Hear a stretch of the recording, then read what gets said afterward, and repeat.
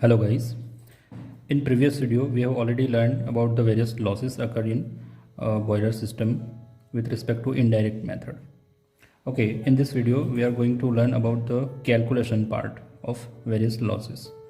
जैसे कि हमने देखा कि there are 8 number of losses, तो सारे लॉस की कैलकुलेशन किस तरह से की जाती है उसको वन बाय वन हम देखेंगे, समझने की कोशिश करेंगे। ठीक है, तो फर्स्ट ऑफ ऑल हम देखते हैं हमारा जो पहला लॉस है that is all about a percentage heat loss in dry flue gas.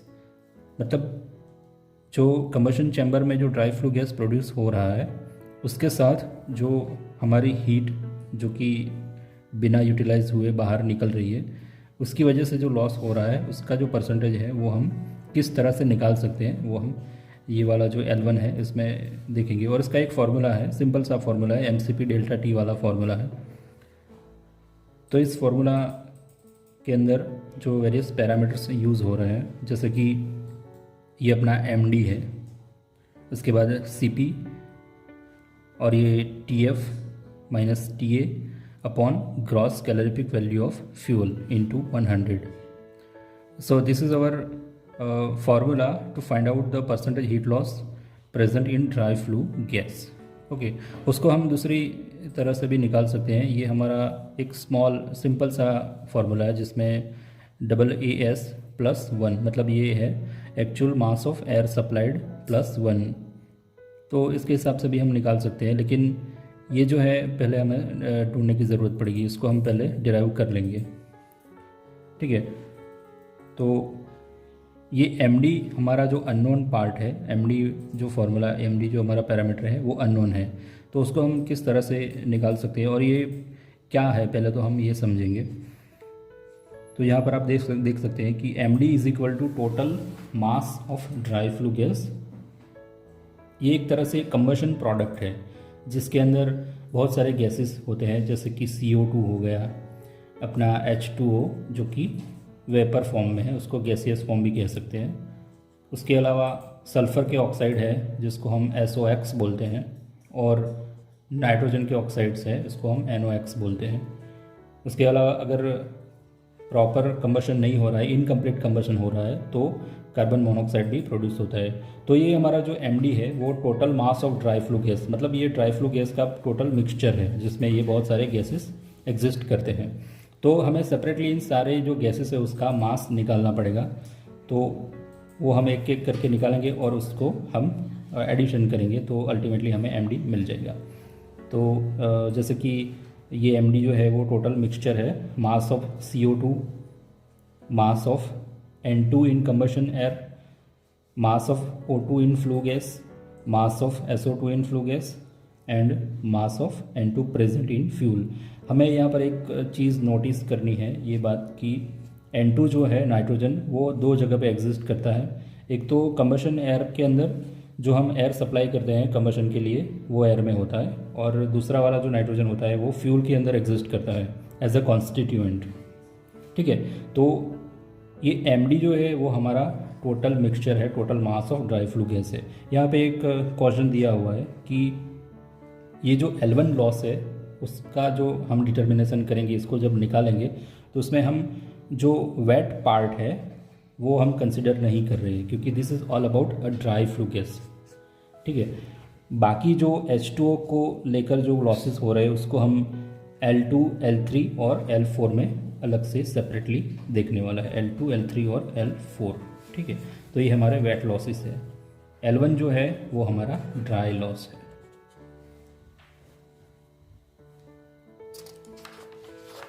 अब ये MD जो है, MD को निकालने के लिए, MD की वैल्यू जो फाइंड आउट करने के लिए हमारा जो ये टोटल मिक्सचर है उसकी कंपोजिशन किस तरह से बन रही है वो हम देखेंगे। जैसे कि C इंटू 44/12 ये वाला जो पैरामीटर है, ये वाला जो हम देख सकते हैं, ये कार्बन डाइऑक्साइड का सूत्र है। ये जो है वो है हमारा nitrogen present in fuel, sorry जो एटमॉस्फेरिक एयर है इसके अंदर वो नाइट्रोजन की बात है। तो हम यहाँ पे लिखते हैं CO2, this is NO2, N2 present in air. ये वाला जो टोटल फार्मूला है ये पूरा का पूरा है actual mass of air supplied minus theoretical air into 23/100। ये वाला जो फार्मूला है वो कहाँ पे यूज़ होता है, किसके लिए यूज़ होता है, ये जो है वो हमारा, ये जो फार्मूला है वो CO2 प्रेजेंट इन एयर, हालांकि सॉरी CO2 नहीं है, ये O2 है। ये जो फार्मूला है वो ऑक्सीजन का है जो प्रेजेंट करता है एटमॉस्फेरिक एयर में, जिसको हम एज अ फ्यूल के साथ एज अ कंबस्ट ऑक्सीडाइजर तक के तौर पर हम फीड करते हैं, ठीक है। और ये वाला जो है वो सल्फ़र का है, सल्फ़र, और ये जो है N2 हमें यहाँ पर दो तरीके से मिल रहे हैं। एक तो ये N2 जो है वो एटमॉस्फेरिक एयर का है, और ये जो N2 है उसका ये जो परसेंटेज है, percentage of nitrogen in fuel के अंदर जो नाइट्रोजन के परसेंटेज एग्जिस्ट करते हैं उसका परसेंटेज हमें यहाँ पर लेना है। तो ये पूरा टोटल मिक्सचर हो जाएगा MD, carbon dioxide, nitrogen, CO2, sulphur oxide and nitrogen. अब इसमें दो चीज़ें हैं जो अननोन पैरामीटर के तौर पर हमें दिख रही है। एक तो actual mass of air supplied AAS है, और ये दूसरा वाला जो है वो थियोरेटिकल एयर, क्योंकि कार्बन, सल्फ़र और नाइट्रोजन वो तो हमें मिल जाएगा, वो हमें डेटा के अंदर ऑलरेडी फ्यूल एनालिसिस के हिसाब से मिल जाएगा, इसके ऊपर से मिल जाएगा। लेकिन जो डेटा हमारे पास अवेलेबल नहीं है वो वाला है actual mass of air supplied और थियोरेटिकल एयर। तो ये जो दो अननोन पैरामीटर है उसको फाइंड आउट करने के लिए हमारे पास सेपरेटली एक फार्मूला अवेलेबल है। थियोरेटिकल एयर जो है उसका ये फार्मूला है 11.6 C plus 34.8 in bracket H2 minus O2 open 8 bracket closed plus 4.35 sulphur S, that is sulphur, ये 35 है, ये S है, अपॉन 100 किलोग्राम पर किलोग्राम ऑफ फ्यूल। मतलब इसका मतलब ये हो रहा है कि 1 kg फ्यूल उसको बर्न करने के लिए हमें जो एयर की रिक्वायरमेंट है थियोरेटिकली, ये वैल्यू हमें ये इस इक्वेशन से मिलेगी। दूसरा वाला जो अननोन पैरामीटर है वो है actual mass of air supplied. Actual mass of air supplied जो है वो हम इस तरह से देख सकते हैं कि जैसे कि थियोरेटिकली अगर हमें एयर की रिक्वायरमेंट है उसको हम स्टोइकियोमेट्रिक एयर रिक्वायरमेंट भी बोल सकते हैं। किसी फ्यूल को अगर हमें अच्छे से इसका कंबशन करना हो तो हमें जो जिस अमाउंट की एयर की रिक्वायरमेंट है उसको हम थियोरेटिकली एयर रिक्वायरमेंट बोलते हैं, थियोरेटिकल एयर रिक्वायरमेंट बोलते हैं, या फिर उसको स्टोइकियोमेट्रिक एयर रिक्वायरमेंट भी कहा जा सकता है। लेकिन एक्चुअल प्रैक्टिस में क्या होता है कि अगर हम ये थियोरेटिकल एयर सप्लाई करते हैं तो इससे कंप्लीट कंबशन नहीं होता है। देयर आर सम रीजंस, बहुत सारे रीजंस है, लेकिन क्योंकि एयर के अंदर नाइट्रोजन, ऑक्सीजन के अलावा और सारे गैसेस भी एग्जिस्ट करते हैं, जैसे कि ऑक्सीजन के साथ नाइट्रोजन होता है। तो इसकी वजह से क्या होता है कि जो हम थियोरेटिकली एयर सप्लाई करते हैं वो एयर जो है वो सफिशिएंट नहीं है फॉर द कंप्लीट कंबशन। तो इस वजह से हमें क्या करना होता है, हमें थोड़ी सी एयर जो है वो ज़्यादा सप्लाई करनी पड़ती है, उसको हम एक्सेस एयर सप्लाई बोलते हैं। तो जो थियोरेटिकल एयर है और एक्सेस एयर सप्लाई है उसको मिलाकर हमें जो एक फाइनल वैल्यू मिलेगी, एक फाइनल जो अमाउंट मिलेगा उसको हम बोलेंगे actual mass of air supply. मतलब this much value of air, this much amount of air would be supplied to the combustion chamber for complete combustion. Complete combustion के लिए हमें ये वाली एयर चाहिए, actual mass of air supplied चाहिए। तो इसका फॉर्मूला क्या है, इसका फॉर्मूला है actual mass of air supplied AAS is equal to 1 plus EA upon 100 into theoretical air. Now EA जो है वो हमारा एक्सेस एयर सप्लाइड है, उसको हम परसेंटेज में लेंगे, percentage of excess air supplied. That means percentage of what. यहाँ पर हमें एक क्वेश्चन ये भी हो सकता है कि ये किस चीज़ का परसेंटेज है। तो हमारा जो ये EA है, एक्सेस एयर सप्लाइड है, वो हमारा थियोरेटिकल एयर का परसेंटेज है। मतलब अगर हम 100 यूनिट एयर सप्लाई कर रहे हैं कम्बशन चैम्बर में, तो उसके कुछ परसेंटेज हमें एक्सेस एयर डालनी पड़ेगी। तो ये वाला जो परसेंटेज ये है, this is our percentage of theoretical air. ठीक है, तो आई थिंक ये आपको क्लियर हो गया होगा। अब the new terminology is introduced like EA. तो ये एक्सेस एयर सप्लाइड जो है वो क्या है, और ये हमें कैसे पता चलेगा कि हमें कितनी एयर जो है वो एक्स्ट्रा ऐड करनी है। तो उसके लिए फर्दर फार्मूला अवेलेबल है, और एक्सेस एयर को फाइंड आउट करने के लिए हमारे पास दो तरह के फार्मूलास अवेलेबल है। जैसे कि एक्सेस एयर को फाइंड आउट करने के लिए एक जो फार्मूला है वो है O2 के फॉर्म में, मतलब ये ऑक्सीजन के फॉर्म में अवेलेबल है। वो सिंपल वाला है, percentage of O2 upon 21 minus percentage of O2 into 100। तो ये हो गया हमारा percentage O2, sorry percentage excess air supply ये। लेकिन ये फार्मूला हम कब यूज़ कर सकते हैं, जब हमें फ्लू गैस एनालिसिस के अंदर, फ्लू गैस एनालिसिस जो हो रहा है उसमें अगर हमें O2 की वैल्यू दी हुई है तो ही हम ये फार्मूला यूज़ कर सकते हैं। अगर फ्लू गैस एनालिसिस में हमें O2 की नहीं CO2 की वैल्यू अगर दी हुई है तो हमें जो CO2 फॉर्म में जो ये फार्मूला अवेलेबल है वो दूसरा वाला फार्मूला, ये फार्मूला हम यूज़ करेंगे। मतलब एक्सेस एयर सप्लाई को फाइंड आउट करने के लिए हमारे पास दो फार्मूला अवेलेबल है, एक जो है वो ऑक्सीजन के फॉर्मेट में है और जो दूसरा वाला है वो है CO2 के फॉर्म में। तो सेकंड वाला जो फार्मूला है percentage of excess air supplied, उसका फार्मूला है 7900 इंटू CO2 परसेंटेज थियोरेटिकल। यहाँ पे this is our T stands for theoretical air supplied, sorry theoretical carbon dioxide, minus CO2 percentage actual upon CO2 percentage actual into 100 minus CO2 percentage theoretical. तो यहाँ पे एक और नया जो पैरामीटर है वो इंट्रोड्यूस हो रहा है, और ये वो है CO2 थियोरेटिकल। यहाँ पर भी है और यहाँ पर भी है। एक्चुअल हमें पता है, एक्चुअल हमें फ्लू गैस एनालिसिस से पता चल जाएगा, क्योंकि ये वाला जो फार्मूला है, ये वाला जो ये वैल्यू जो है वो हम फ्लू गैस एनालिसिस से आराम से मेज़र कर सकते हैं, निकाल सकते हैं।